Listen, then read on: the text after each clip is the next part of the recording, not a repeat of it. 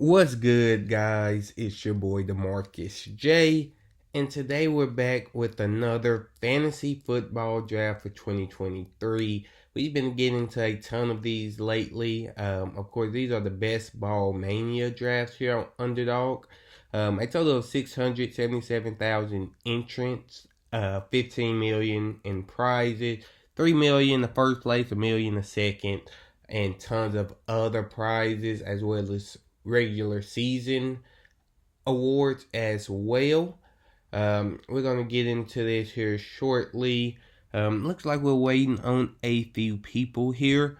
So I will use this time. If you guys are not using Underdog, what are you doing? Underdog, they probably have the most realistic ADP scores at this time. Even if you are not in them, you can still use their ADP for your regular redraft leagues. Just take in mind that the wide receivers are pushed up a tad bit in these. We're going to just go ahead, skip forward here.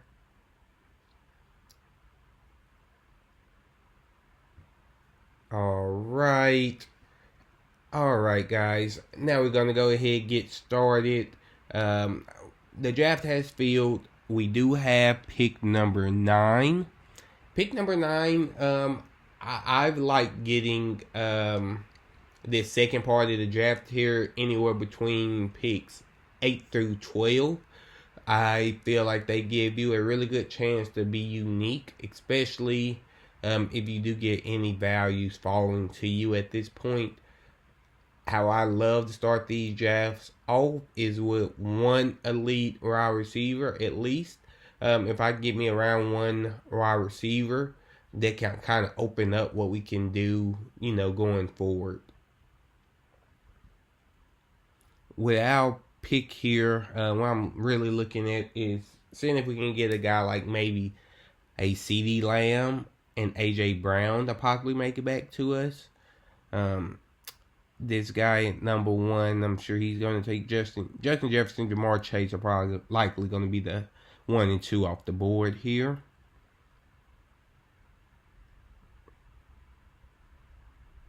Of course, if we don't get any surprises. And yeah, they go Justin Jefferson. Yep, Ja'Marr Chase off the board second.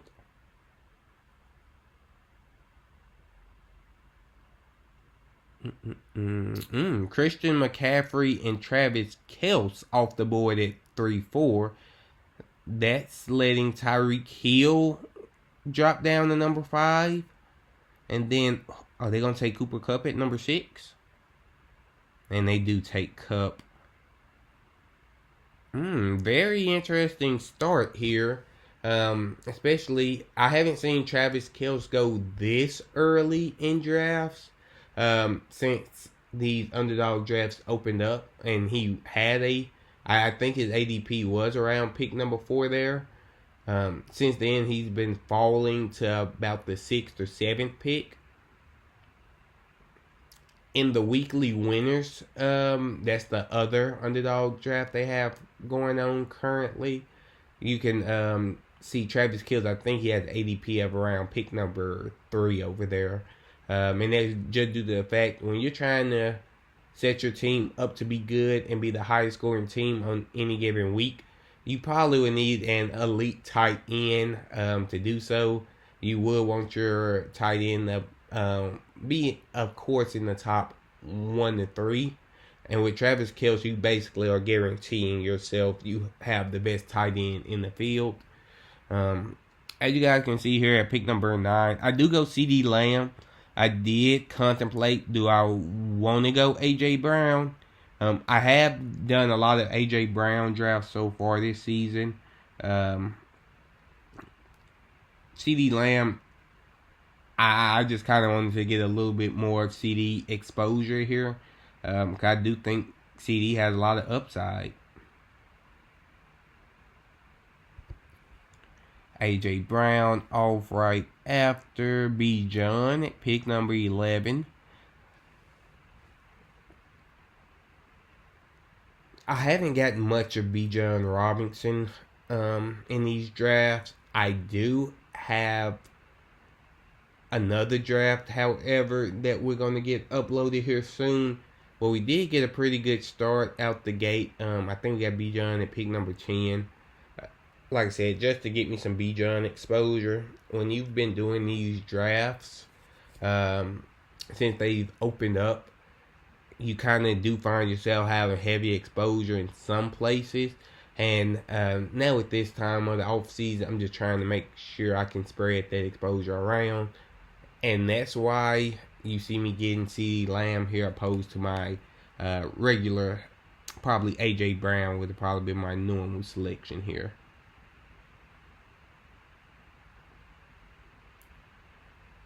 And then you have Garrett Wilson. Nick Chubb goes to team number 12 there. The team with Bijan gets Devontae Adams. And then this is the A.J. Brown team. They go ahead with Amon-Ra St. Brown. Here I was in a pretty good predicament. I did go ahead and go Jalen Waddle. I am very high on both Dallas and Miami. And I do think we can see a world where both of them finish as the top seed in their division. I don't think that is as far-fetched as people are making it out to be. I believe if you can get a full healthy season from Tua, I believe Miami has one of the best teams in football. And then they still have the possibility of adding a guy like Dalvin Cook. Of course, we're not able to know if that is actually what they're going to do at this time. But imagine just them adding a guy like Dalvin Cook to that offense to give Tua even more weapons. Then they do have the improved offensive line to try to get there and protect Tua. And then, of course, Dallas, they've had a high-powered offense year after year at this point. So I don't really expect anything to change. After our Waddle pick, you do see Jalen Hurts go off the board. This draft is actually pretty crazy, you guys. I have not seen Jalen Hurts go this early in a minute. And then this is the team that has, they ended up going Austin Eckler at pick number 8. So they do have a pretty unique start here. So it's going to be interesting to see what kind of wide receivers they are looking at on the way back around. Because I would imagine that their next, their third and fourth round picks are likely going to be wide receivers here. Unless they are going with like a hyper-fragile approach. Stephon Diggs, owner, goes with JT. Saquon to the Cooper Kupp owner, and then Tony Pollard. So we do have a mini running back run of running backs there. Then of course you have Patrick Mahomes to the Travis Kelce owner. So they do get them getting Travis Kelce at pick number 4, that did allow them to get that stack with Patrick Mahomes. The Christian McCaffrey team went Devonta Smith. Jamar Chase team went Chris Olave. And then the Justin Jefferson team went T. Higgins. Ramondre Stevenson, Derrick Henry are the first picks of the third round, followed by Mark Andrews. I actually really like what teams 2 and 3 are doing there. Jamar Chase, pairing Jamar Chase with Chris Olave as well as Derrick Henry. You often don't get Chris Olave making it that far to you now. He usually is getting scooped up a little bit ahead of this time, but for him to make it back to where he was originally getting drafted, when these drafts opened up, I would have loved to get him there paired with Chase. And then team number 3, they have an elite running back, an elite wide receiver, and they have an elite tight end all off the board here. Team number 4 goes with Josh Jacobs. So through 3 rounds, they do not have a wide receiver yet. We are on the clock at this time as well. We do have a few different options here. I do go ahead, pull the trigger on Amari Cooper. I haven't got much of Amari Cooper as well, but when I'm getting him late in the third, I will go ahead and take him. As long as they don't get DeAndre Hopkins there, I believe you can pencil in Amari Cooper to be a bottom wide receiver 1 for you each and every week. So I do feel like I do have 3 guys who we could see possibly having top 12 to 15 finishes each and every week.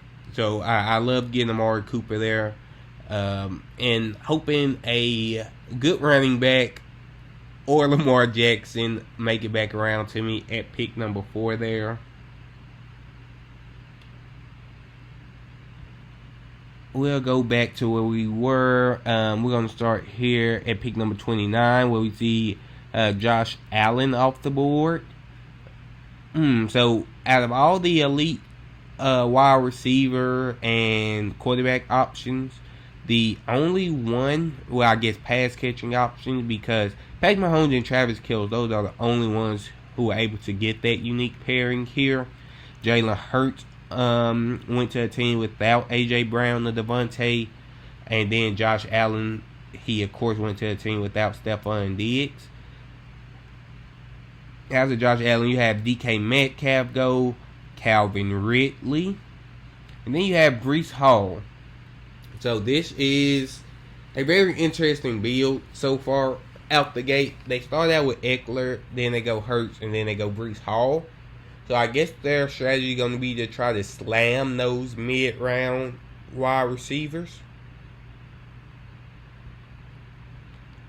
And then, of course, we win Amari Cooper. After that, Deebo Samuel. After that, ETN. And I'm on the board here. We do have actually Lamar Jackson make it back to me. The team at the turn, team number 12 there, actually went Justin Fields. That is a whole round ahead of ADP here for Justin Fields. I think, I guess he went ahead and got his quarterback, because the likelihood Justin Fields would not have made it back to him at his next pick. But still, it's pretty early for Justin Fields to go off the board there. But I take Lamar Jackson, and I'm very happy with that. After you have ETN Judy go off the board there at the end of the third. To begin this 4th round, like I said, it got a little crazy here. Where this team goes Justin Fields, Drake London, Christian Watson. So team number 10 here has a pretty good start, I would say. They're going for 4 wide receivers straight off the board. A.J. Brown, Amon-Ra St. Brown, Deebo Samuel, and Christian Watson. That's a pretty good wide receiver core to have there. If you guys have been watching most of my draft, you know I don't usually target these 3rd round wide receivers. The guys like DK, Calvin Ridley, Amari Cooper, Deebo Samuel. In this case, like I said, we did go ahead and go with Amari. I thought he was the best value left on the board there. And then whenever I'm able to get Lamar Jackson in the 4th round, I'm going to take him. Like I said, that's a pretty easy decision for me. After that, we get a good run on wide receivers here. The team at 8 right before us, they go Christian Kirk. Like I said, they didn't get a wide receiver through their first 3 rounds, so I can't imagine that at some point here they're going to start slamming these wide receivers. Team after that goes Keenan Allen, DJ Moore, Terry McLaurin, and DeAndre Hopkins. Also for team number 4, the Travis Kelce Mahomes owner, DeAndre Hopkins, is their first wide receiver off the board. So we're going to see if these two teams actually start slamming wide receivers here, which is actually pretty good for us. We have 3 wide receivers, and we're actually going to be trying to look for running back values going forward.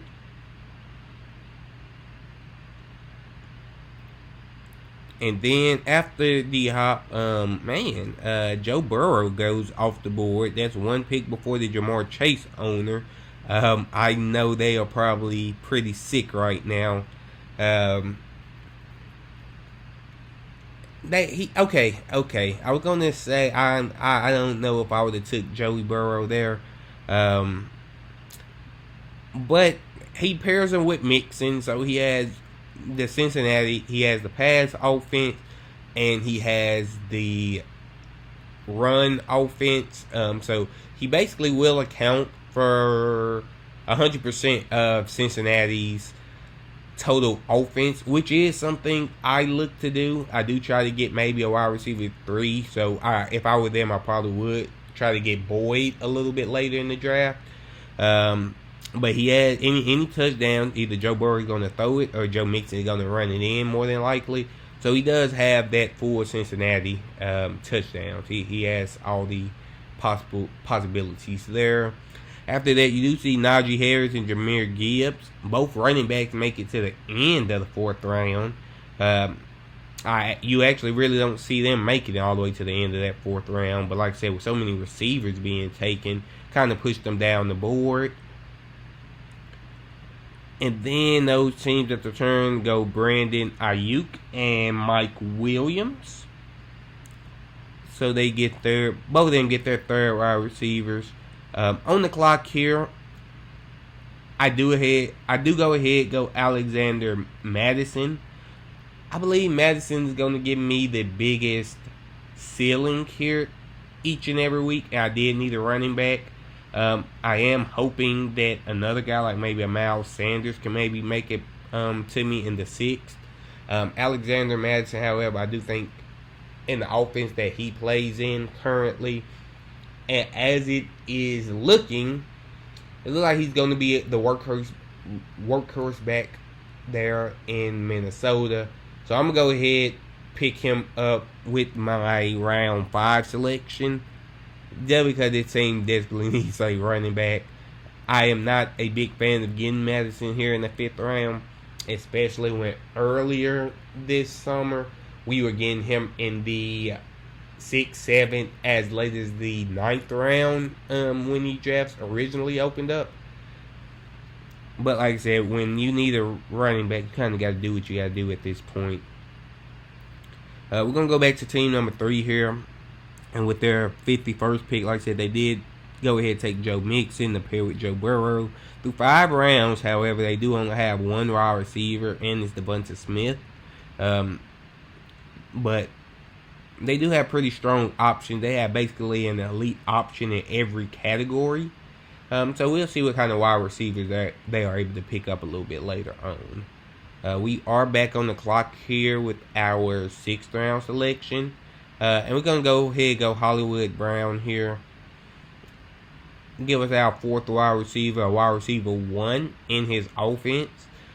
Just in a very poor offense, unfortunately. But if we can get any type of production from him, I think this would have the ability to be a pretty good team, getting him at the his round 6 ADP at this time. We're going to go back up. After Joe Mixon, Kadarius Toney, Chris Godwin off the board, Aaron Jones, Justin Herbert there to the Keenan Allen team, Kenneth Walker, Alexander Mattison to us. I probably would have got Kenneth Walker, guys, if he would have made it to us. But once he was gone, like I said, Alexander Mattison had to be the choice there. TJ Hawkinson. Okay. They actually go bully tight end there. T.J. Hawkinson and George Kittle was there picking the 6th round. So that's a pretty interesting build there for the team right after us. After Hawkinson, you get Michael Pittman, J.K. Dobbins, Jackson Smith, Najigba, Damian Pierce, and then of course that on that 10 there, they go ahead and get the bully tight end strategy, picking up George Kittle, and it also pairs some of the San Fran guys, Debo and Kittle. We go ahead, go Hollywood Brown there. Like I said, again, just a wide receiver 1 this late. I believe it's hard to pass up on. And we still have some good running backs that I think we should be able to get at the 7-8 turn. That's probably what I'll look to do first. Now, we do have Lamar Jackson. We may try to get one of his receivers to stack. Now, with Lamar Jackson, he's the guy kind of like when I get Justin Fields, I don't necessarily look to stack their wide receiver options. Now, if it happens, it happens. If it doesn't, it doesn't. It would be something I would be too worried about.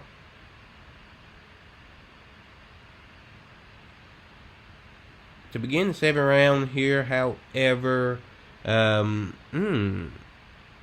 after we do Marquise Brown, to finish out the 6th round, you have Deontay Johnson, Miles Sanders, Trevor Lawrence, Tyler Lockett, Gabe Davis, Isaiah Pacheco, Mike Evans, Treylon Burks.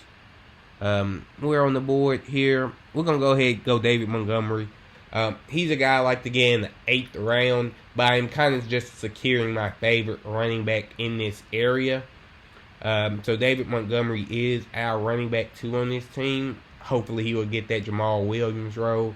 And I feel like he has a chance to be able to score a lot of fantasy points, especially in that Detroit offense. After Isaiah Pacheco there, at pick 70, you have Mike Evans, Treylon Burks going at the end of the 6th. Then to begin the 7th, you have Kyle Pitts, as well as Jordan Addison, George Pickens. So George Pickens is that team's wide receiver 2 at 7. So that's something interesting that we can watch out for. They did opt to go Isaiah Pacheco in the 6th. I personally probably would have went wide receiver, and then I think you would have been able to get Pacheco back in the 7th. But other than that, they do have their wide receiver room is the only thing I would be worried about if I was them. I would probably just start slamming wide receivers at this point to give me multiple options. Then you have Darren Waller, Cam Akers, DeAndre Swift, Quentin Johnston to the Justin Herbert and Keenan Allen team. So they do get that double Los Angeles Chargers stack. Then you have Dallas Goedert going there to the team right in front of us. And the Jalen Hurts team. So they do get, the Jalen Hurts team does get the pair of Dallas Goedert together. So they do end up getting, I guess, that stack essentially. Like I said, we reached a little bit on David Montgomery here, but I think he's, at his current price point, I think he is an amazing pick. Here we have a few different options. And I go ahead, I look for upside here. With our wide receiver, with our running back room being kind of weak to this point, I go ahead, go Dalvin Cook, who we could see a major swing. Just depending on where he lands. If he lands somewhere like the Miami Dolphins, I think we could see Dalvin Cook with a round 4, 5 ADP. So I'm just going to take him with the value in round 8 here and hope that he is a Miami Dolphin. After our pick number 81, where we get Montgomery, Jahan Dotson, Brandon Cooks, Rachaad White, Elijah Moore, Anthony Richardson, and Jameson Williams, all off the board here. So, yeah, that pick at 10 there, they actually pair Jameson Williams with Amon-Ra St. Brown, and they actually get both of those Detroit options. So, I think we can probably see them go for Jared Goff a little bit later in the draft. After we pick Dalvin Cook there, Rashad Bateman goes off the board. James Conner is a guy that I really thought about with our pick there.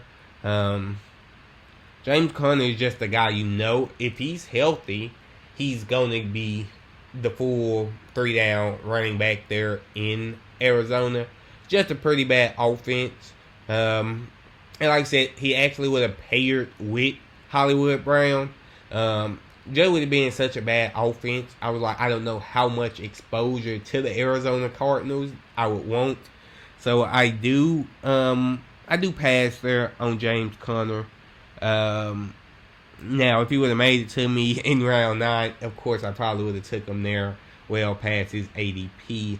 But, of course, we would not ever get as lucky as that.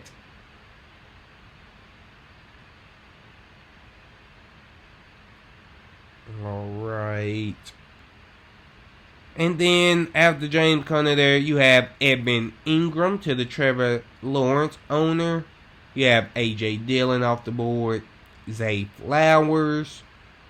You have Deshaun Watson actually to the Joe Burrow owner, so they do get a pretty good stack there on their QBs. Michael Thomas off the board next. James Cook, Javonte Williams. Cortland Sutton, Tyler Boyd. And, okay, so that guy actually pairs Joe Burrow, Joe Mixon, and then Tyler Boyd together. So I do know we were talking about them earlier for taking Joe Burrow when he did, but I think he has more than made up for that by going out there getting Joe Mixon and then making sure he got Tyler Boyd there as well. Sky Moore does go off to the next team there. So they do have both Sky Moore and Kadarius Toney. So they do have that wide receiver stack with the Kansas City offense, just in case it's a little bit better for both of those two. We already know the offense is going to be elite, but it doesn't really have a true wide receiver 1. If you had to pick a wide receiver 1 at this time, it would probably be, of course, Kadarius Toney.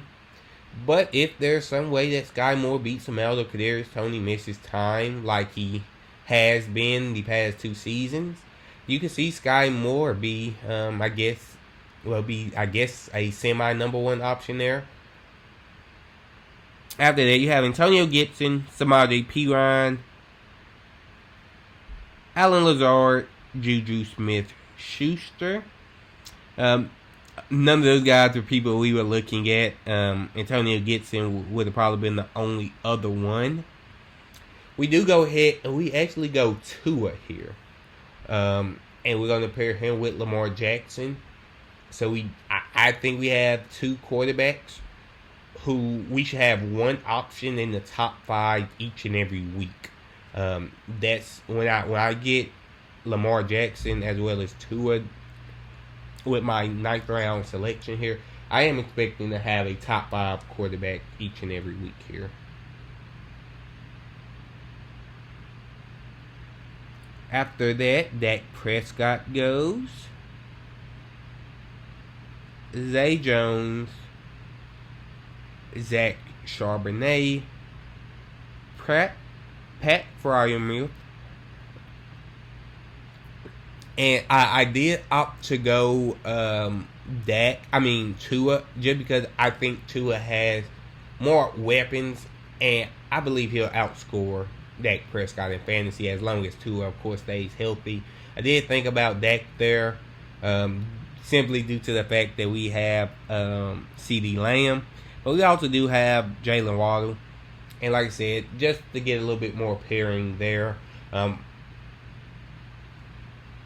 I think it's more likely if Tua has a crazy game, I believe Jalen Waddle and Tyreek Hill both will probably go off. Now, I think CeeDee Lamb is going to get his. But you also got Tony Pollard there, who's going to be taking away a lot of the touchdowns on the ground. And yeah, like I said, I just would much rather have Tua over Dak Prescott. Even with the injury concerns, like I said, I'm getting him at this price point as my QB number 2. I don't really have a problem with it. Then you have Zay Jones, Zach Charbonnet, Pat Freiermuth, Damian Harris, Brian Robinson, David Njoku. I go ahead getting Njoku. Didn't have a tight end at this point. And I don't really like any other wide receivers on the board. I didn't really want Njoku, but I just thought that was the best value for where we were at. After David Njoku, you get Jacoby Myers, Daniel Jones, Alvin Kamara, Geno Smith, and Jerick McKinnon. And Jerick McKinnon actually makes it to the Patrick Mahomes team too. So they actually have most of the Kansas City offense with Patrick Mahomes, Travis Kelce, and then the two receivers in Kadarius Toney, Sky Moore, and now they get Jerick McKinnon. Personally, I am not trying to have 5 players from one offense. My cutoff is usually 3. If you get like a QB, tight end, wide receiver 2, something like that, that's really the most I would want. Because now, say the Kansas City offense flops, which is very unlikely to happen, but say Patrick Mahomes gets injured, and now you have 4 fantasy players, and you have Patrick Mahomes, and they're all kind of, need Patrick Mahomes not to get injured to be successful. So, like I said, I usually try to cap that exposure at around no more than 3 per team. Like I said, even that sometimes is pushing it. That's why often, if you ever do see where I get, say Jamar Chase and T. Higgins makes it back around, and Devonta Smith, I probably am gonna go Devonta Smith over T. Higgins, just to mix in my offense. And now if T. Higgins makes it back to me around 3, I have a little bit more to think about. But in general, like I said, 3, and I don't really need a wide receiver 1 and 2 in the offense. His very few offenses that I probably would be okay with getting their wide receiver 1 and 2. And Jamar Chase and T. Higgins, of course, would be 1. As well as, I guess, maybe Tyreek Hill and Jalen Waddle, if that was available. I probably would go ahead and get those guys. But anything other than that, like I said, I'm never pushing to try to pair a wide receiver 1 with wide receiver 2. Unless I can get that wide receiver 2, here in like the 7 through 10. I will go ahead and do that. Here at my pick 11, I go ahead and get Chig, the Tennessee tight end, second-year tight end here, and pair him with David Njoku. I actually think this is a very, very good tight end room here. I feel like you have 2 guys who are going to be second or third at max, I think, in targets. Chig in Tennessee, behind Treylon Burks, I could very well see him being the second leader in targets. Austin Hooper, who was the Titans' starting tight end last year, at the beginning of the season, he was actually the second leader in targets. And so with Chig taking that tight end 1 role, I think it's very likely that we see the same thing. We just kind of need him to produce fantasy points this season. Just to recap here, we're going to start at the beginning of round 11 and around 10. After Jerick McKinnon there, we have Odell, Rashad Penny, Kirk Cousins all off the board. To begin the 11th, we do have Romeo Doubs, Khalil Herbert, Darnell Mooney, Elijah Mitchell, Rondale Moore, Jamal Williams, Michael Gallup, Nico Collins. We go a Okongwu there.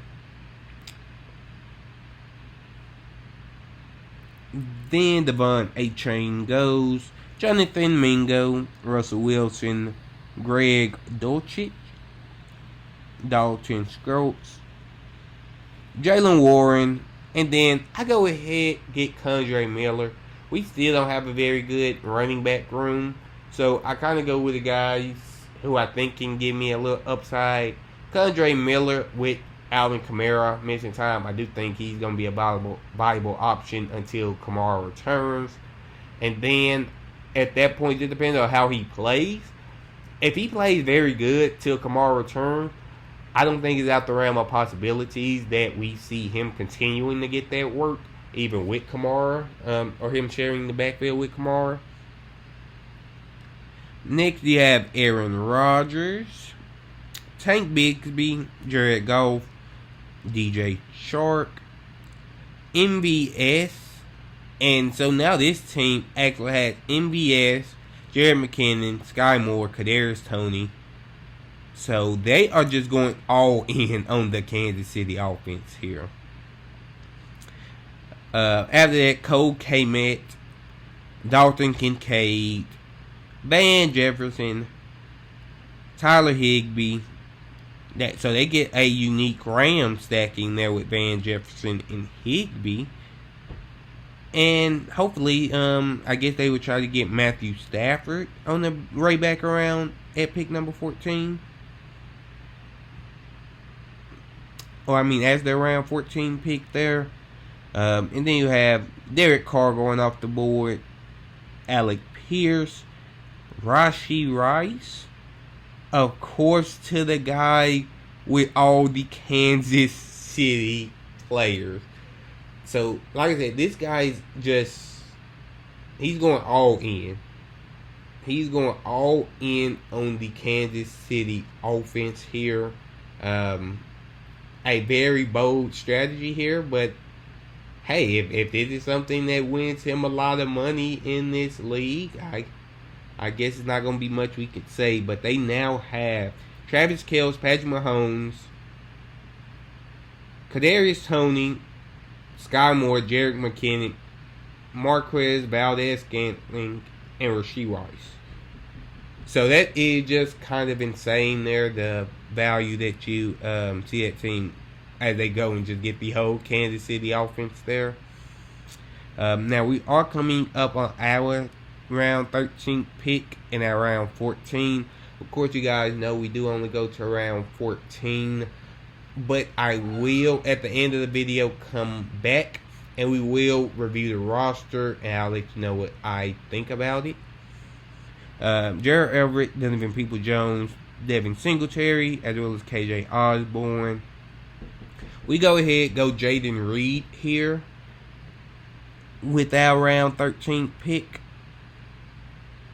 Kind of was hoping, just in case, but they do go Jordan Love next to us. I'll go ahead and go Jayden Reed. He's kind of the best value I saw on the board. Roschon Johnson, Tyler Algier. And we are hearing about 4 more picks, so just give us 1 second. And we're going to see who we'll be going with around this turn. Marvin Mims, John Mechie, Jerome Ford, all off the board.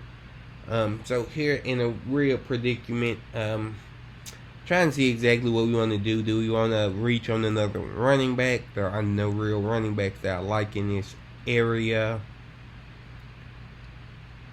I do, at this point, guys, the only thing, I do go ahead and go Adam Thielen. The only thing I wish I was getting was, I wish we would have had a little bit more running back value, but we will try to add that. So I'm going to go ahead, we're going to skip to the end. So be back, guys. Guys, we are back here at the end of the draft. So you guys can see here with our last 4 picks of the draft, we did go Kenneth Gainwell, Khalil Shakir, Mecole Hardman, and Tim Patrick. So we only do pick up 1 more running back, which, like I said, running backs may be what is the downfall of this team here. Other than that, I'm going to pull up the full team here. We do have Lamar Jackson, Tua, Alexander Mattison as our running back 1, David Montgomery as our running back 2, and Dalvin Cook. Kendre Miller, like I said, I think he's going to give us some good weeks, especially if Alvin Kamara does get suspended and misses the first half of the season. But like I said, his second half of the season, his ceiling may be severely capped. Then we have Kenneth Gainwell, who's kind of just a guy on a good offense. If any, behind guys like Swift. And if Swift misses anytime like he had the last 2 seasons, Kenneth Gainwell may end up getting that work. Wide receiver room, I'm very happy with.